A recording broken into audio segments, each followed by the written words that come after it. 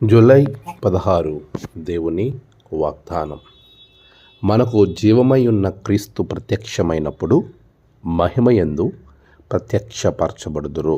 కొలస్సీ 3:4. మన ప్రభువైన యేసుక్రీస్తు నామంలో మీ అందరికీ ఉదయము శుభాలు తెలియచేస్తూ ఉన్నాను. పిల్లరా, అందరూ ఎలా ఉన్నారు?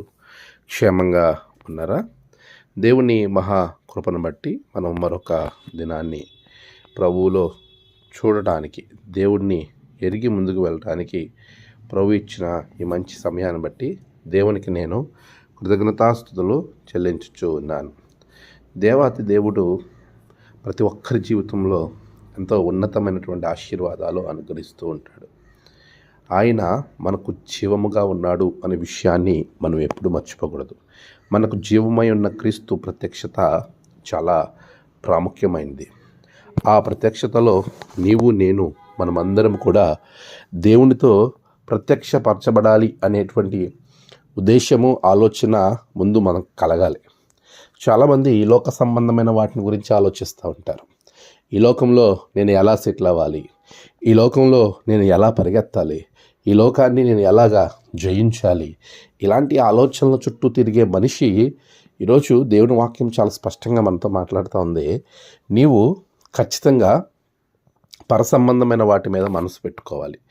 భూమి మీద వాటి మీద కాదు, కానీ పైనున్న వాటి మీదన మనము మనసు పెట్టినప్పుడు ఆయన ప్రత్యక్షమైనప్పుడు మీరు కూడా ఆయన మహిమలో ప్రత్యక్షపరచబడతారు. ఇది ఎంత గొప్ప ఆశీర్వాదం అండి! ఈ వాగ్దానాన్ని స్వతంత్రించుకోవాలని మనం ప్రతి క్షణము మన మనసులో దేవుణ్ణి ప్రార్థించే వారంగా ఉండాలి. ఈ గొప్ప వాగ్దానం నా జీవితంలో నెరవేరాలి. అదే కదా మానవుని యొక్క అంతిమ లక్ష్యం. ఈ లోక సంబంధంగా నువ్వు ఎన్ని కోరుకున్నా కానీ చివరిగా నువ్వు దేవుని యొక్క ప్రత్యక్షతలో ఉండాలనేదే కదా నీ యొక్క కోరిక అయి ఉండాలి. కానీ మనిషి దాన్ని మర్చిపోతూ ఉన్నాడు.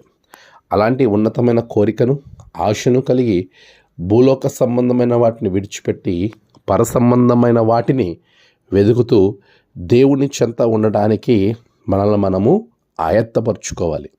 అలా బలపరుచుకున్నప్పుడు దేవుడు తన యొక్క రెండవ రాకడ ప్రత్యక్షతలో నిన్నును కూడా ఆ ప్రత్యక్షత యందు ఉంచటం అనేది శ్రేష్టమైన ఆశీర్వాదం.